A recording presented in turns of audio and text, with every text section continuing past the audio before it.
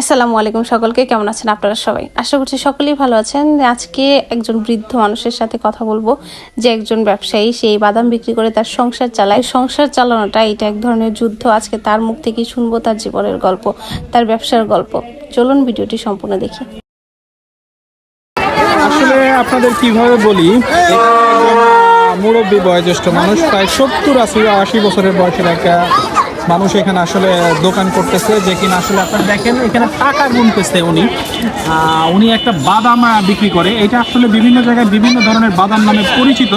এটা আসলে বক্স হিসাবে বক্স বাদাম, কেউ বলে বাক্স বাদাম। আসলে এই বাদামগুলো বিক্রি করে উনি ওনার সংসার চালায়।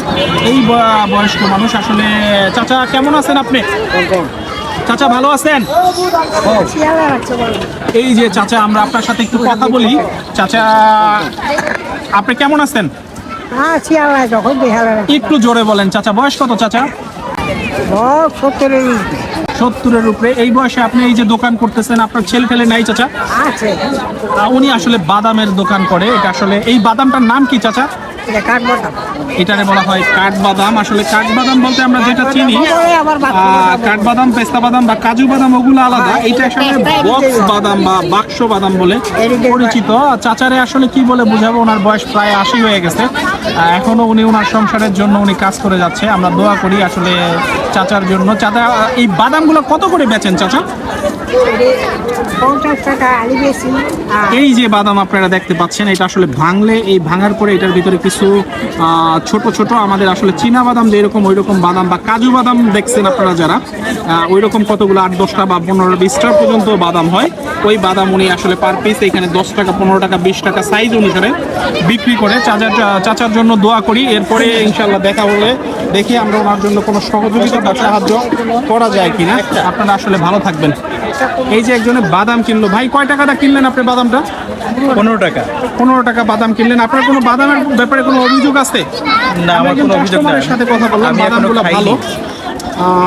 এই যে বাদামটা ভাঙার পরে আমরা আসলে আপনাদের দেখাই, এইরকম কতগুলো বিচি হয়।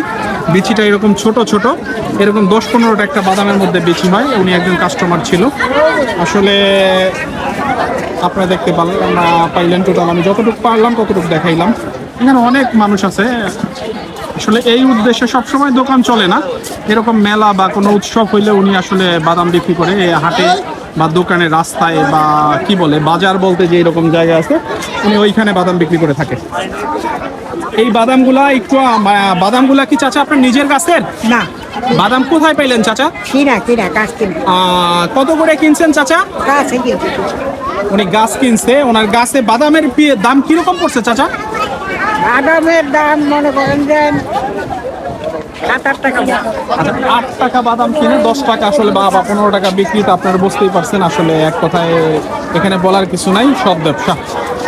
আসসালামু আলাইকুম, আপনারা সবাই ভালো থাকবেন।